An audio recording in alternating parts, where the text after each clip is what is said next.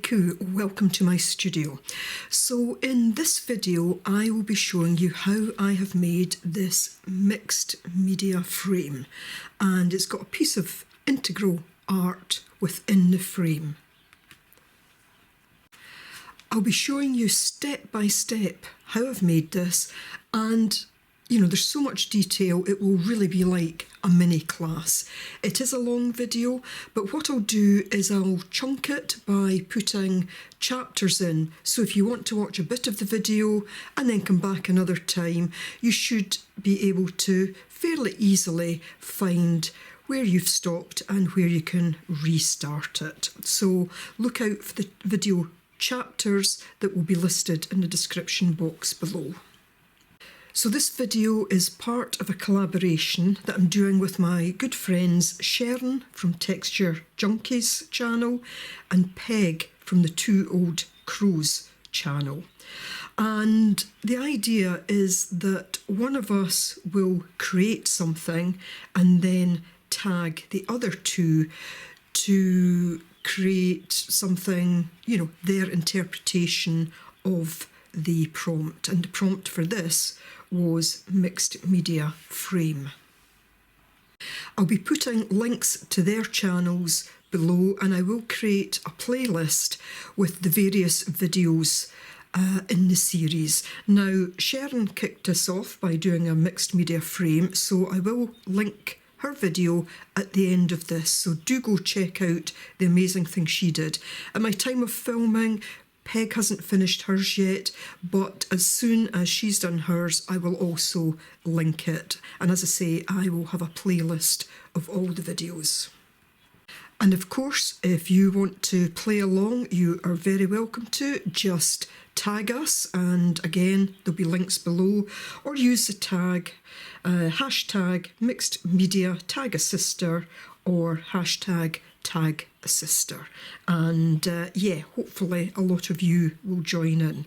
So I'll put a more detailed list of all the products I'll be using. I will set it out in the video as we go along, but believe it or not, this is primarily made from old cereal boxes, and I don't think you would know. I even love the back on this. It is very grungy. Even by my standards, it's very grungy, but I am loving it. And I'll put some close-ups of different bits later on. So I hope you enjoy, and happy watching, and let me know what you think. So I'm starting with an offcut of watercolour paper, but the watercolour paper is optional. I'll tell you later what else you can use. So basically this piece was 9.5 centimetres wide and 21 centimetres long.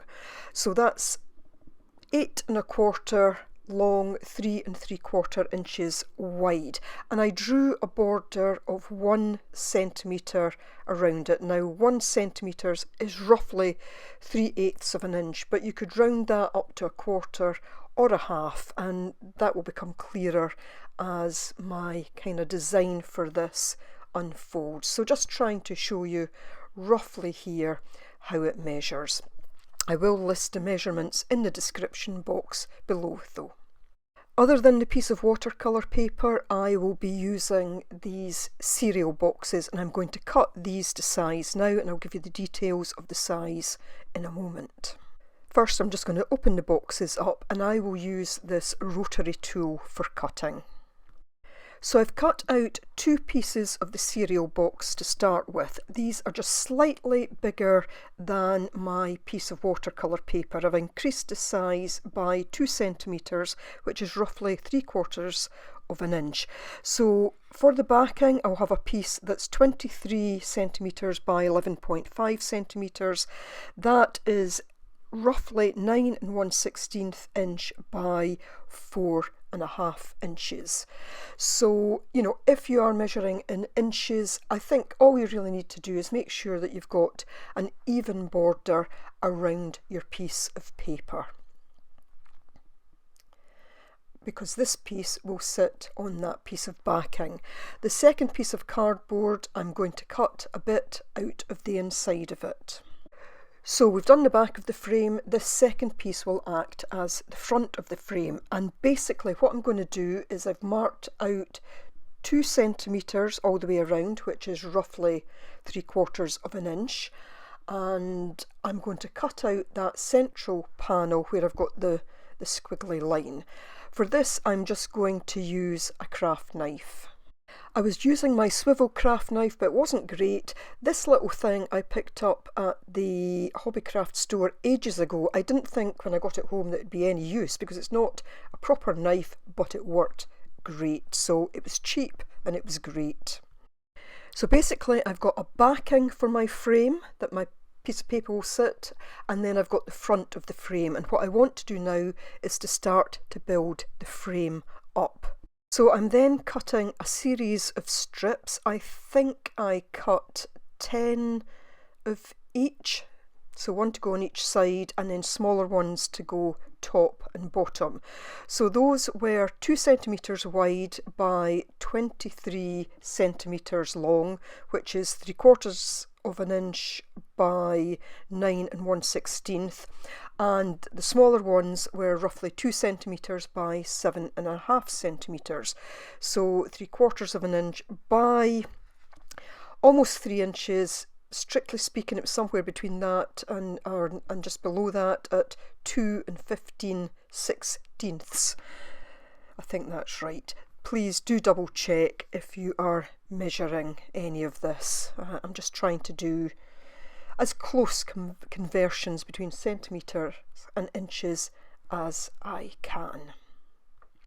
The main thing is that you want them to sit comfortably on top of the frame without any big gaps or any big overhangs, because this is the way we're going to build depth to the frame.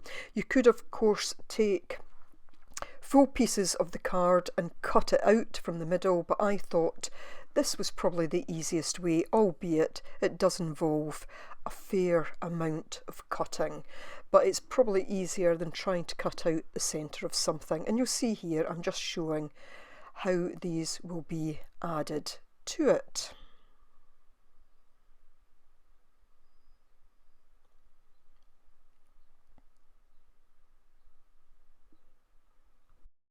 So I used this Beacon 3-in-1 glue to glue my frame together. Now I'm just going to take the front part of the frame, not the back part yet, and I'm going to glue the side pieces and the top and bottom pieces on. I've put this on at speed because it is simply gluing. The glue was very difficult to get out, but you know, I wanted to get a fairly good coating. I spread it out with a brush. I don't actually think that's necessary, but I did it for that first layer. But it was going very tacky very quickly. So you can see me just fitting the bits in. The top and bottom pieces were slightly too big, so I shaved a fraction off, but you can see there how I'm just gluing them all into place and pushing them down. So here I am now on my last layer. I didn't allow it to dry in between, I just kept building the layers up, and yep, this is the last one. Just putting the glue on in a kind of zigzag just to let it grip. I will be doing something else that will allow this to hold together even more. So putting those last pieces on, and you know, you can kind of move them a little bit to get them into place, but you'll see there, just trying to keep the overall shape, but if there's a little bit of an overhang to the inside or the outside, I'm not concerned about that because I want this to be grungy looking. I put some clips on it to hold it in place, but a heavy book or something on top would also do. The main thing was to try and get this sticking together as best as possible, and I left it for a little while. So here we are, some time later. You can see that the glue's come out in a few different places. Again, I'm not concerned about that, it could be cut off, but I'll be covering that up anyway. For the next stage of the front of the frame, I'm going to be using this cheesecloth, but you could use any gauzy type fabric, even some thin sort of bandage would do. So I'm just going to cut a piece roughly just a little bit bigger than the size of my frame. Once it's cut, I'm simply going to lay it across the frame and basically cut up the centre of it. So I'm just getting a rough size for this at the moment. Because what I'm then going to do is I'm going to go back to my frame and I'm just going to put a layer of glue down on it. I really want to seal that cardboard because it will suck in whatever medium I use. PVA would do for this, or Mod Podge, anything of that sort. It just kind of seals that cardboard. I'll go right round the edges at this point as well and along the inside. I'm now going to use some gel matte medium, but again, PVA glue, Mod Podge or matte medium would be fine here. And again, I'm just going to put a layer of this all around the front of my frame and around the inside edge and the outside edge. Now that that's done, I am going to take my piece of cheesecloth and lay it over the front of the frame with the cut in the middle, so that I can then start to fold it in. So at this point, just using my fingers, I'm just going to start to push the cheesecloth into the gel medium, really just trying to get it to initially stick. I'm not taking it all the way round the back of the frame, but I do want it to go along the outside edges and the inside edges. I'm taking a bit more of the gel medium and I'm just going to apply that with a brush just to make sure that this is fully adhered. And as I say, you could use Mod Podge or even PVA for this. I'm not going to allow it to fill in the gaps in the cheesecloth. I want some of those to show through, but making sure that I get plenty down to know that this will stick. So there I am, just folding it along the edge, getting some extra gel medium on to hold it in place, and then I do the same down the sides, and I will go on to the inside in just a moment and start to fold it in. Now you'll see that when it comes to the corners, I just let it build up a bit because I don't want the frame to look even. I'm happy for little bits to be thicker than others and some bits to even stick out. And I do in fact take a couple of little pieces of offcuts of the cheesecloth and actually add them into the corner. Now this gel medium is going to take a lot of time to dry, as will probably Mod Podge or something like that, but I'm going to set it to the side now and leave it to dry. While that dries a bit, I'm taking the piece that will form the backing of the frame and I'm just putting some matte medium down on this. Again, this will help seal it.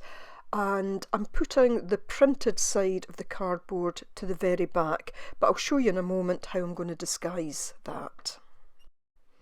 So just getting a good layer of that down, and I will do the other side in a moment, but what I've done, I've got a piece of tissue paper here that had some paint on it, probably off the gel plate or something.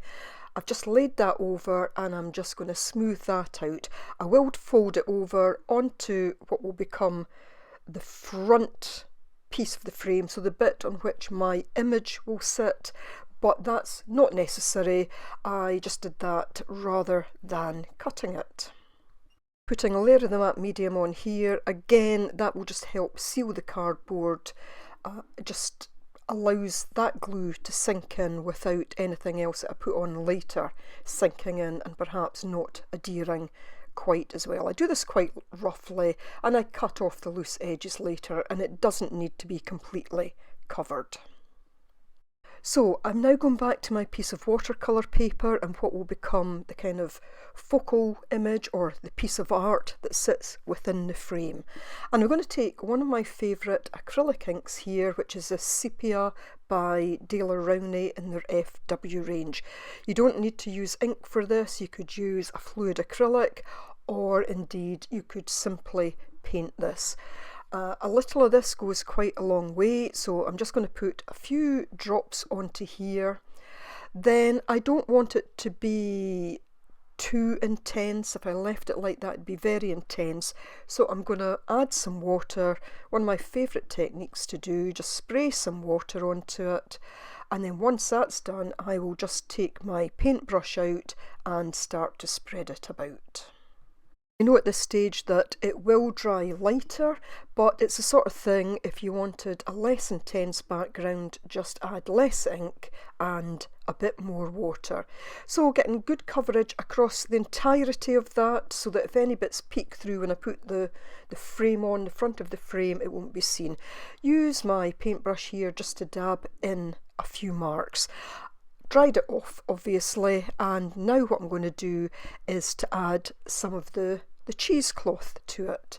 And again, I will just use the matte medium to attach this. I just want 2 or 3 pieces, trying to keep it within those pencil lines that I've first marked on, so that 1 centimetre border, trying to keep it within that. So long as it's not too thick, it won't matter if it goes beyond it. Once I've decided on the rough placement, I'm just taking my matte medium. I'll use a brush, I'll put some of the matte medium down behind the piece, and then I'll use some more on the back. Oh, I used my finger. I thought I used a brush, but inevitably there comes a point when I'm making things when I just get in there with the hands and the fingers. Spreading it out a little bit, but I don't mind if it bunches up. I just don't want the bunching up to happen across the line. And it's simply because I want that border to be relatively flat to make it easier to attach my frame. Once the cheesecloth is down, I will give it a quick dry.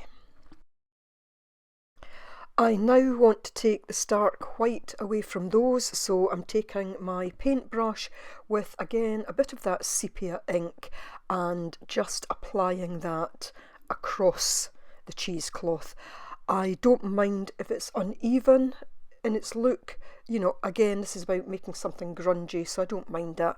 My glue is still slightly wet in places, but that's okay, that's not a problem. I now want to add another kind of layer of texture, so I've got some white gesso here. If you don't have white gesso, you could use white acrylic paint. Again, I'm just going to use some of the sepia ink and just mix some of this in with it. I'm doing a very loose mix here. It doesn't matter if it's completely mixed in. Again, I just want to get rid of most of the stark white of the gesso, but it doesn't have to be fully mixed. And I'm just going to start to spread that down across that central part of my focal piece again. Some of it's going across the cheesecloth, but I won't cover the cheesecloth completely. And I'm trying to take it right up to that line, that border that I've got. Don't want any on the back.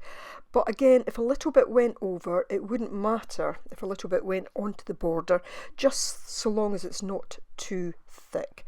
So just spreading that out, and then I'll do my kind of almost signature thing of scoring some lines into the gesso. I just love to do that because it creates more texture.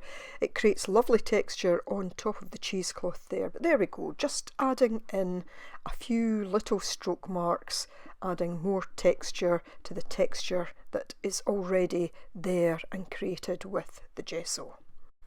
After another quick dry, I bring out this Crackle medium. There's a primer and the actual paste itself. I've had these a long time, and there are other products available where you don't need to apply the two. And in fact, if you didn't have crackling paste, then you could simply use more gesso. I do have a video on how to get a crackle effect without Crackle Paste, and I will leave that linked below.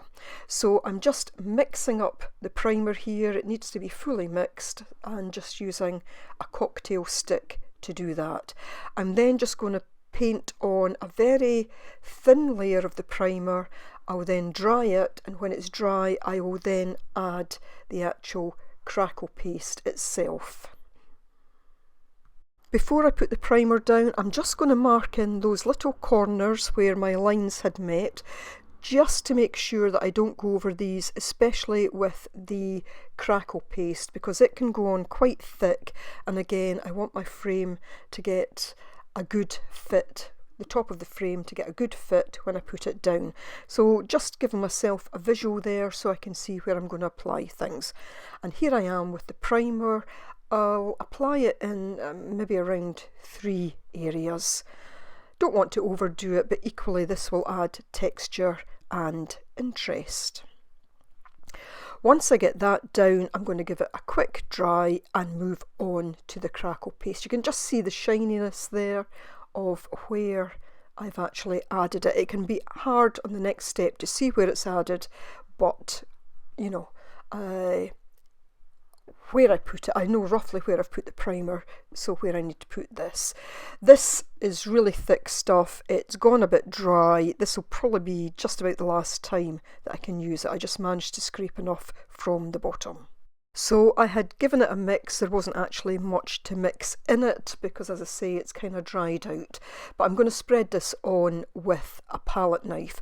I'm going to leave some bits of it a little thicker than others. Some will spread out more thinly because this will help determine the size of the cracks. So I want some finer cracks and some thick cracks. You can see there I was just pushing it back in within the border. So again, just putting that roughly on top of where I had the primer. If little bits don't go on top of the primer, it just means they won't crack.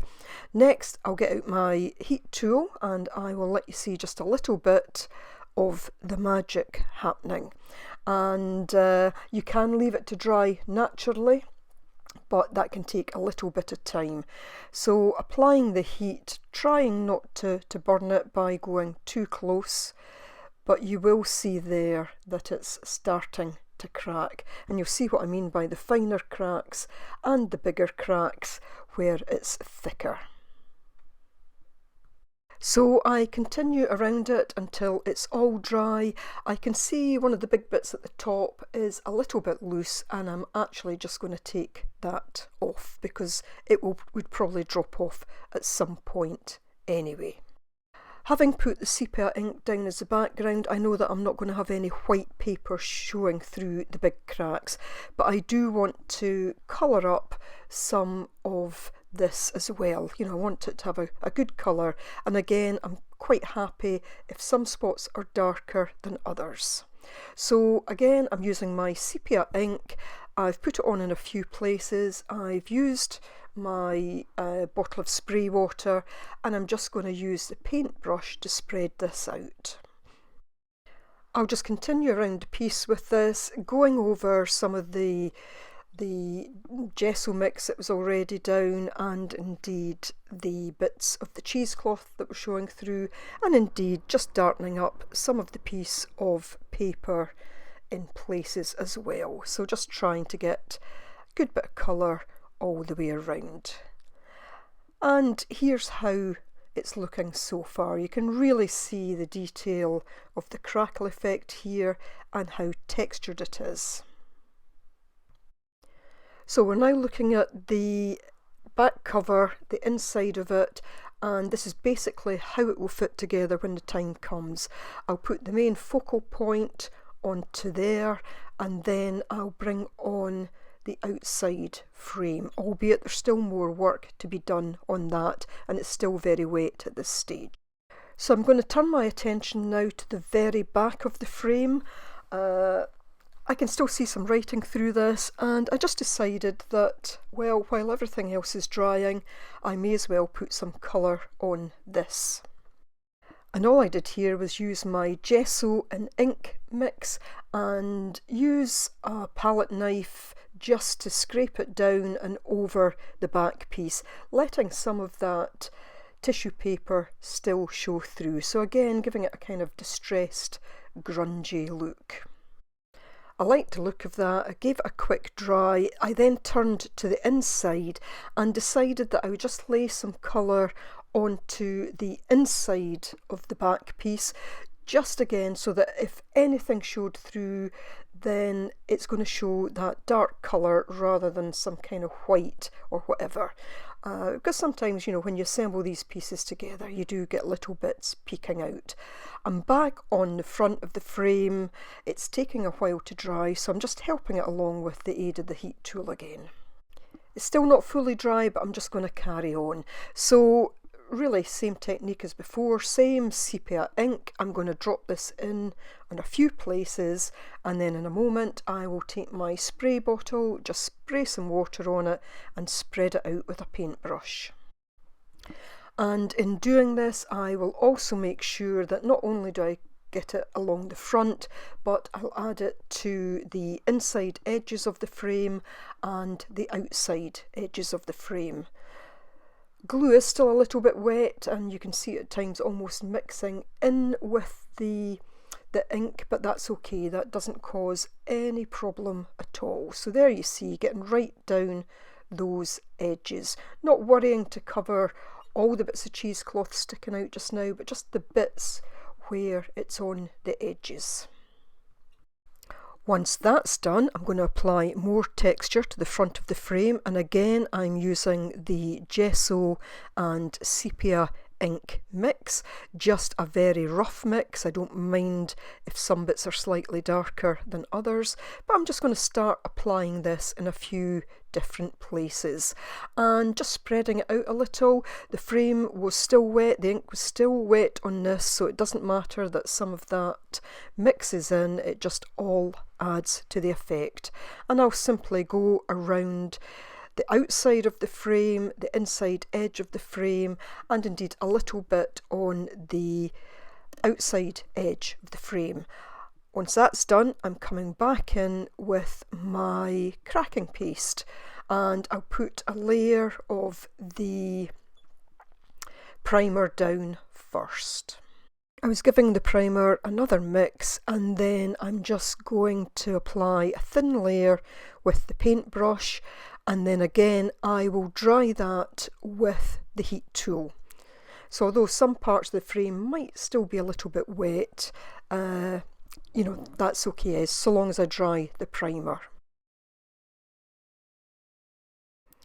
I then move on to applying the second layer, the one that's the actual crackle paste, again applying it thin in some places but thicker in others. And I'll also make sure that I put a little bit down the edges and some on the inside edges, because I want it to look as if the frame is kind of decaying all around. It's really beat up and weathered. And now again just drying it with the heat tool, and again you'll see the crackles start to take effect. Once that's done, I'm coming back to my sepia ink again. I'm going to do the same thing as I've done before, apply it in a few places and then start to spread it round. I'll then add the water and just brush it around the frame. If that goes over the other areas that already had some of the ink on it, that's fine. It just helps build up those colours. And of course the ink seeps in between the cracks in places. I leave some bits darker and some bits lighter. And again, I make sure that I go around the inside edge of the frame and the outer edge. I then start to dry it with the heat tool, and I just dab here and there if I see any light spots that I want to darken a little bit. And just taking a look here at how my various pieces will fit together. So the back piece and the frame, just looking at how it will fit on, and in a moment you'll just see me put the focal piece in there. So this is just to get a rough feel that everything's going to fit together.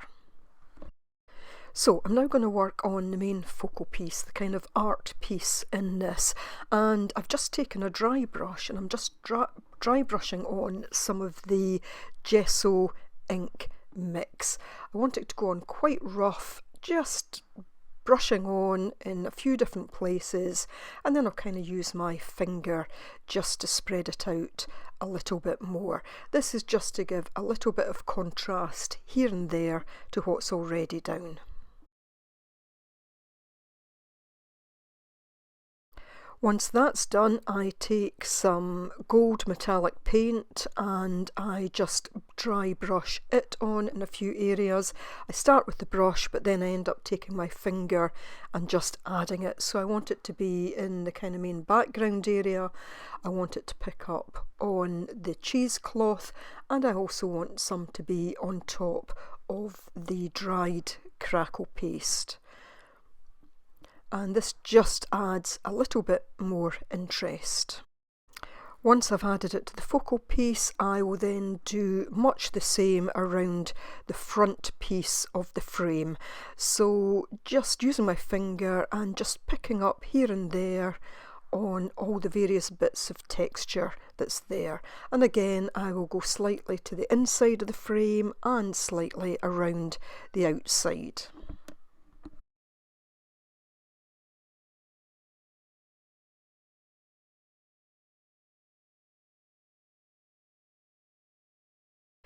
Now that's done, I'm going to add a little bit more to the main focal image, and I've got here some dried hydrangea petals. I took these straight off the plant.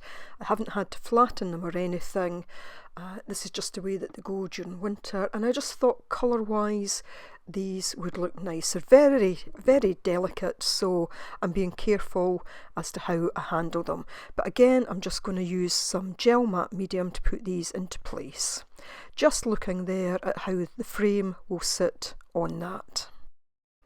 So I'm going to lift these very carefully. I will just use my finger to put some gel matte medium down just around the rough area of where I want them to go. Doesn't matter if it spreads out a little bit further because this will dry clear. Just placing them down, and then I'm going to have a little bit of overlap between at least two of them. Gently pressing the petals down with my thumb because I want as far as possible for them to stick. Just trying to get a little bit more under there, and I just use that cocktail stick that I'd used for mixing earlier just to lift it a little bit and get a bit more of the gel matte medium down and under there. Now in time these could disintegrate. I could put a layer of the gel over it. I haven't at this point, but I might do that at a later point once everything has had a chance to dry out for a while. As a final touch to the focal point, I am just taking a bit more of that sepia ink, and I'm just going to use the fan brush and try and spray a little bit on. I did have to add some water because it is still quite thick. Covered up my hydrangea petals and I'm just flicking that on there, and again this is just to add a bit of interest to the piece. Could have added black, but I felt that might just be a little too harsh, but the undiluted sepia here, again although drying slightly lighter, just gives a nice effect. So what I'm going to do now is give it a good dry all over, including on the back, as this just helps to flatten the piece of paper out. Now that that's done, I bring in the back piece of my frame. I'm looking at how I'm just calling it the focal point or the piece of art, how this will attach. I want to make sure that I'm placing it evenly so that I've got a nice even border around those edges. And I think in a second I do actually take out my ruler just to double check on that. I decide here that I'm just going to use some of the matte medium as my glue to stick the two pieces together. I think I should have given my paintbrush a bit more of a dry. I use this as a glue brush and a paintbrush. I think it was still was holding a bit of water. It certainly still had a bit of ink in it, and I don't know, the matte medium just seemed to go a bit watery and I wasn't entirely happy with it, but I've spread it out completely anyway. Again, that will just seal in that particular layer, not that that matters because most of this is going to be hidden anyway, but I could see it starting to get just a little bit watery. So I lay this in place. Again, this will all dry clear, so it doesn't matter that you can see some of that there. Just judging it by eye at this stage, but I will get the ruler out because I do, as far as possible, want this to be centred. I could just do it by eye, but I am going to get the ruler and just measure it. So yes, there I am. I'm just going to measure it to make sure that I've got that 1 centimetre, which is, gosh, I can't even remember what it is now, 3/8 of an inch or something, all the way round, just before I try and firmly push it into place. Now, I did just try and hold it here. I didn't want to put anything too heavy on it at this stage, but I felt this matte medium was not going to be sufficient to hold it, and it may just have been because there was water in my brush. So I go back to the 3-in-1 glue, and I have real difficulty getting it out the spout. I'm going to have to invest in a new one, I think, because it's just gone so kind of gloopy. I end up taking the top off completely and just letting some run out. I use my brush to spread it out a little bit. I push that end down, I go down to the bottom end. It doesn't matter so much if it's in the middle, but just making sure that I've got the ends sufficiently down, because the frame will basically hold, the front of the frame will hold everything in place. So I've got that there, and I just push it down and hold it for a little while. I now want to attach the front of my frame. I'm just going to push back the little bits of cheesecloth where it's maybe just a little bit thick on the back. Little bits here and there are not an issue, but I want, as far as possible, a flat surface. And then it's back to the gloopy glue and squeezing it out the bottle without that top being on it, just trying to get a big blob. Even that's getting difficult to get out, but I put blobs, I think, in the 4 corners. Might put a little bit more on, can't remember. Yeah, just little bits here and there. And then I'm just going to take my paintbrush, glue brush, and spread it around. And I mean, the one thing about this glue is it goes tacky very quickly, and it does hold well. So getting that spread around, and then I'm going to attach the back and the front pieces together. I had looked at whether I would do it the other way with the backing piece down below, but I decided it was easier to put it on this way. I flip it over just to make sure that everything is where it should be, and I just start to press around the edges. I did not want to put anything heavy on this because I didn't want to damage the Crackle Paste, but this seems to have held really well. Just pushing it down with the edges of my hand there, trying not to damage anything. Now, I did have some overhang of cheesecloth. It's short enough in some places, but where there was big bits, I'm just going to roughly cut into those, not doing a straight line or anything, just cutting off the excess.